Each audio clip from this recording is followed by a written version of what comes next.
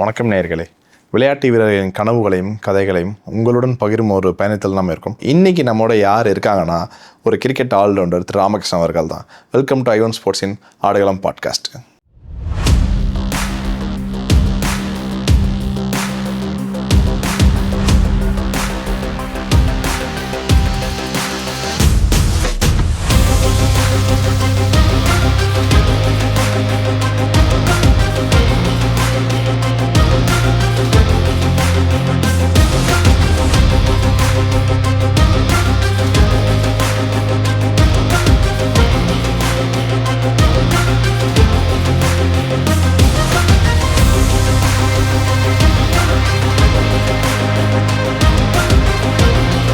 வணக்கம் சார்.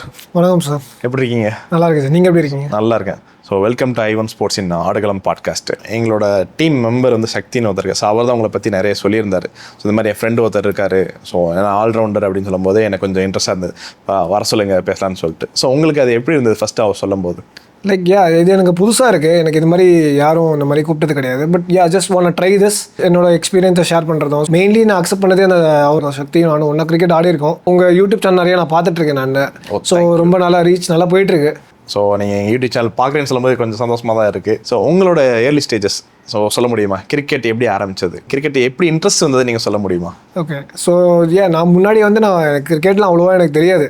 நான் ஸ்கூல் படிக்கும்போது ஒரு 10th நினைக்கிறேன். ஸோ அப்போ ஜஸ்ட் ஃப்ரெண்ட்ஸாக அந்த ஸ்ட்ரீட்டில் இருக்க எல்லாருமே சேர்ந்து ஒரு சும்மா ஜஸ்ட் ஆரம்பிச்சது தான். அஸ்வின் ஒருத்தர் இருக்கு, ரவிச்சந்திரன் அஸ்வின். இப்போ உங்களுக்கு எல்லாருமே தெரியும்.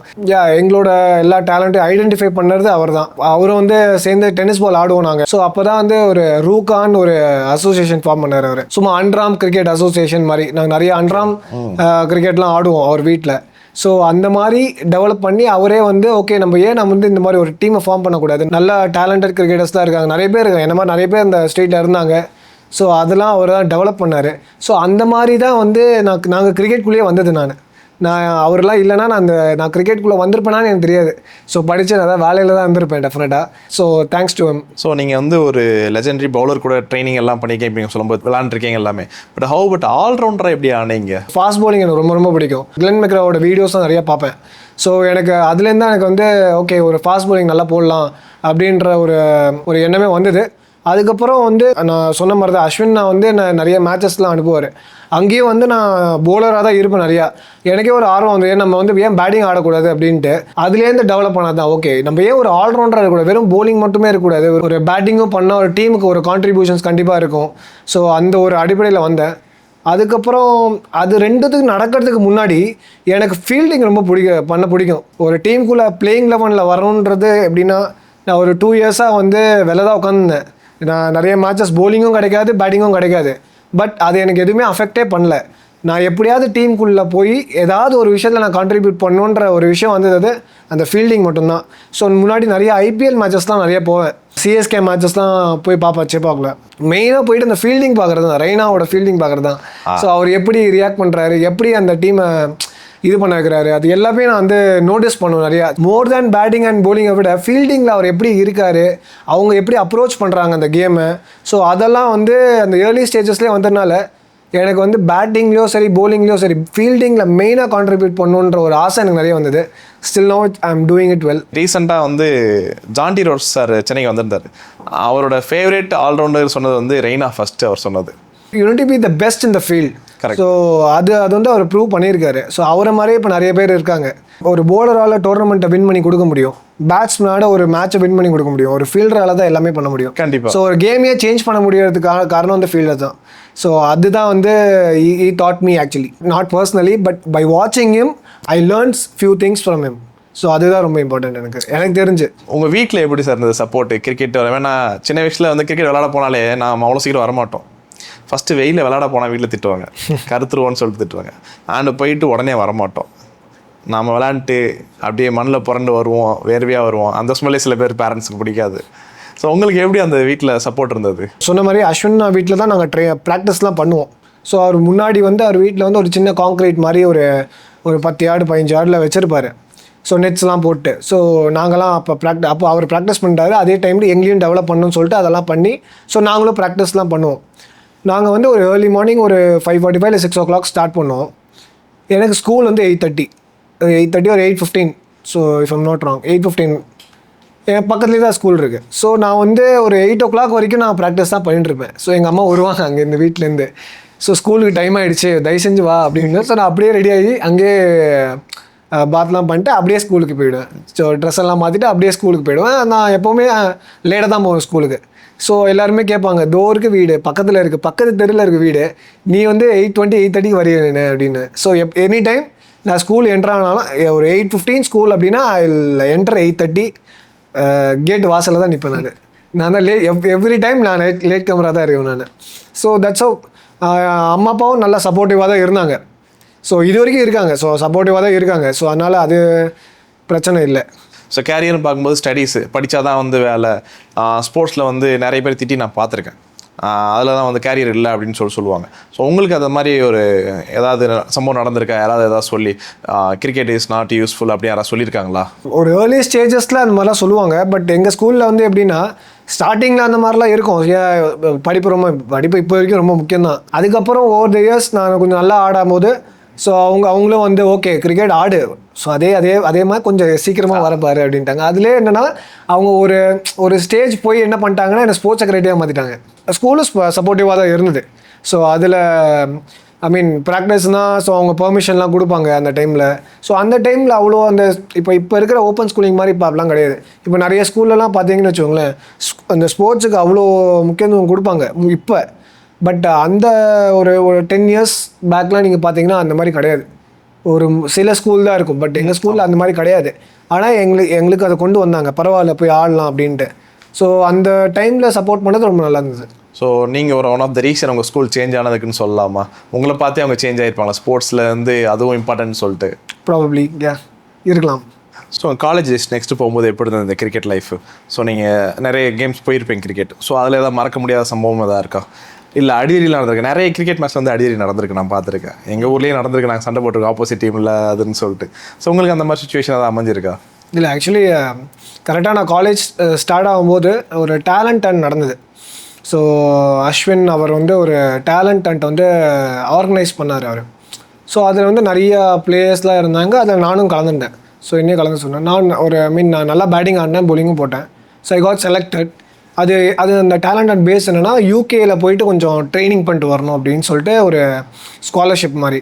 ஸோ அதனால் இந்த ஃபஸ்ட் இயர் கொஞ்சம் எனக்கு வந்து லைக் கிரிக்கெட்டுக்குள்ளே என்னால் போக முடியல, என்னால் செலெக்ஷன்ஸ் எதையுமே அட்டன் பண்ண முடியல. So second year I got selected. But நிறைய ஆப்பர்ச்சுனிட்டிஸ் எனக்கு கிடைக்கல. Study in Vivekananda college. Obviously தெரியும், பயங்கரமான டீம் அதெல்லாம். ஸோ அதுக்குள்ளே போகிறதுக்கே பெரிய கனவு வேணும். ஸோ அதுக்குள்ளே அட்லீஸ்ட் பி டீமில் செலக்ட் ஆனேன். ஸோ அதுக்கப்புறம் செமிஸ்டரும் வந்துடுச்சு. ஸோ தேர்ட் இயர் அதுக்கப்புறம் அலோவ் பண்ணல யாரையும். ஸோ அது அந்த காலேஜ் டேஸ் அதுலேயே எனக்கு போயிடுச்சு. ஃபுல் அண்ட் ஃபுல் லீகு எல்லாமே போயிடுச்சு எனக்கு. ஸோ அதனால் காலேஜ் டீமில் நிறைய மேட்சஸ் ஆட ஆப்பர்ச்சுனிட்டிஸ் எனக்கு கிடைக்கல. அண்ட் நீங்கள் கேட்டிங்க இந்த நிறைய சண்டைலாம் நடந்திருக்கான்ட்டு. சின்ன சின்ன ஃபைட்ஸ்லாம் உள்ளே நடக்கும். ஆப்வியஸ்லி ஆன் ஃபீல்டில் வந்து இந்த மேட்ச் நல்லா போயிட்டு இருக்கும்போது, இன்டென்ஸ் போயிட்டு இருக்கும்போது ஸோ சின்ன சின்ன இதெல்லாம் நடக்கும். ஸோ ஆஃப் த ஃபீல்ட் அப்படியே எல்லாமே மறந்துடும். ஸோ அந்த மாதிரி நிறைய நடந்திருக்கு எங்களுக்குலாம். சூப்பர். ஏன்னா ஒரு கிரிக்கெட் இஸ் ஏ ஜென்டில்மேன் ஸ்போர்ட்னு சொல்லுவோம். ஸோ ஆனால் நிறைய இடத்துல அது மிஸ் ஆகும். பட் இட்ஸ் ட்ரூலி ஒரு ஜென்டில்மேன் ஸ்போர்ட். நீங்கள் சொல்ல மாதிரி ஆன் ஃபீல்டு நடக்கிறது ஃபீல்டோட முடிச்சிக்கணும். ஆமாம். ஸோ ஆஃப் ஃபீல்டு கொண்டு போகாத வரைக்கும் அது ரொம்ப ஒரு நல்ல விஷயம். ஓகே சார், நீங்கள் ஆஃப்டர் த காலேஜ் எப்படி நீங்கள் இந்த கேரியரை கொண்டு வந்தீங்க ஒரு கேரியராக? காலேஜ் முடிச்சதுக்கப்புறம் என்ன பண்ண போகிறோன்ற ஒரு ஐடியா எனக்கு சுத்தமாக இல்லை. நான் அவ்வளோவா யோசிக்க கூட இல்லை. ஸோ நெக்ஸ்ட் 5 years நம்ம என்ன பண்ண போகிறோம் அப்படின்ட்டு. ஸோ அந்த டைமில் I was with Ashwin sir. அவரோட அகாடமியில் வந்து அசிஸ்டன்ட் கோச்சாக இருந்து நிறைய கற்றுன்ட்டேன். அவர்கிட்டையும் நிறைய கற்றுன்ட்டேன். அவர் அப்பாயின்மெண்ட் நிறைய கோச்சஸ் இருந்தாங்க. லைக் வித்யுத் சௌரமாகிருஷ்ணன் சார் இருந்தார். அதுக்கப்புறம் வாசுதேவன் சார் இருந்தார். ஸோ நிறையா பேர் இருந்தார். ஸோ அவங்ககிட்ட என்னென்ன கற்றுக்க முடியும், அவங்ககிட்ட இன்புட்ஸ் நிறையா கேட்டுட்டேன். எப்படி ஒரு கேம் அப்ரோச் பண்ணுறது.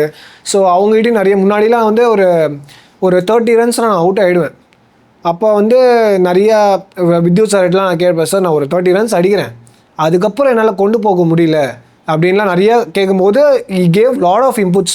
ஸோ எப்படி அந்த கேம் அப்ரோச் பண்ணுறதுன்ட்டு தட் சேஞ்ச் மீ. அதுக்கப்புறம் நிறைய ரன்ஸ் அடிக்க ஆரம்பிச்சேன். அதுலேருந்து ஐ டெவலப் லைக் ஒரு அசிஸ்டன்ட் கோச்லேருந்து ஒரு கோச்சாக டெவலப் ஆகுது. அந்த ஸ்டேஜ் தான், அந்த காலேஜ் முடிச்சதுக்கப்புறம் இருக்க அந்த ஸ்டேஜ் தான் வந்து நான் ஒரு கோச்சாக நான் டெவலப் ஆன ஒரு ஸ்டேஜ். அந்த ஒரு டைம்லன்னா என்னால் ஒரு பிளேயரை டெவலப் பண்ண முடியுமான்ற ஒரு கேள்வி எனக்குள்ளே வந்தது. சரி நம்ம ஏன் பண்ண முடியாது, நம்ம வந்து ஒரு இப்போ அஸ்வின் நான் வந்து என்ன டெவலப் பண்ணார்ல, அந்த மாதிரி என்னால் ஏன் ஒரு பிளேயரை டெவலப் பண்ண முடியாதுன்ற ஒரு இது வந்தது. ஸோ அவரோட மெத்தட்ஸ், அவரோட ஒர்க் எத்திக்ஸ்லாம் நிறைய நான் ஃபாலோ பண்ணியிருக்கேன். So that really help me in these process. இப்போ நான் பண்ணுற ப்ராசஸில் கொஞ்சம் ஹெல்ப் ஆகிருக்கு. Okay, super. ஒரு நல்ல விஷயம். ஏன்னா அந்த இன்புட்ஸை வாங்கிட்டு திரும்பி நீங்கள் அதை இன்னொருத்தவங்க கொடுக்குறதுங்கிறது ஒரு பெரிய விஷயம், இந்த கோச்சிங் பண்ணுறது. ஸோ உங்களோட ஸ்டூடெண்ட்ஸ் எப்படி இருக்காங்க, பெர்ஃபார்ம் பண்ணுறாங்க? So last year league season 5th division ஆடும்போது சஞ்சய் கார்த்திக்னு என்னுடைய ஒரு ஸ்டூடெண்ட் இருக்காங்க. Is a leg spinner. He took 34 wickets, is a leading wicket taker in 5th division. So he is one of the player now.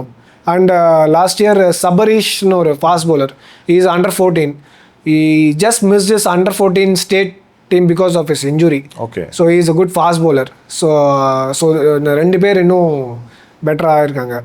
So இன்னும் நிறைய பேர் இருக்காங்க. தேர் இந்த ப்ராசஸில் இருக்காங்க. இன்னும் கொஞ்சம் டெவலப் ஆகிற ப்ராசஸில் நிறைய பேர் இருக்காங்க இன்னும். இப்போ அஸ்வின் அவங்க கோச் பண்ண எல்லாமே, பட் அது இல்லாமல் இன்னொருத்தவங்க இருப்பாங்க. எப்படி ஒருத்தவங்க ஃபேவரட் பிளேயர் இல்லை மென்டாருங்க மனசில் நினச்சிட்டு இருப்போம். ஸோ அந்த மாதிரி உங்களுக்கு யாராவது இருக்காங்களா? நான் கிரிக்கெட் ஆரம்பித்ததே வந்து அஸ்வின் சாரால் தான். அவர் தான் எனக்கு ஃபஸ்ட்டு கிரிக்கெட்டே கற்றுக் கொடுத்தாரு. ஸோ ப்ராப்ளி அவரோட கேமை பார்த்து தான் நான் முதல்ல டெவலப் பண்ணேன். ஃபஸ்ட் அண்ட் ஃபார்மோஸ்ட் அவர் தான். ஸோ என்னோடய ஃபேவரட் பிளேயரு. அடுத்தது பார்த்தீங்கன்னா நான் வெரி கிரேஸ் MS தோனியோட வெரி கிரேஸு. நிறையா அவரோட ஹெலிகாப்டர் ஷாட்லாம் நிறைய ப்ராக்டிஸ் பண்ணியிருக்கேன். பைத்தியக்காரத்தனமாக நிறையா பண்ணியிருக்கேன் நான். ஸோ அந்த மாதிரி ஹெலிகாப்டர் ஷாட்லாம் வீடியோஸ்லாம் எடுத்து போட்டிருக்கேன். ஸோ அதெல்லாம் ஆகிருக்கு. நிறையா மேட்சஸ்லேயும் போய் நிறையா பண்ணியிருக்கேன். லீக் மேட்சஸ்லேயும் நான் வந்து இப்போ ஹெலிகாப்டர்லாம் ஆடிருக்கேன். பேர் ரவி அங்கிள்னு.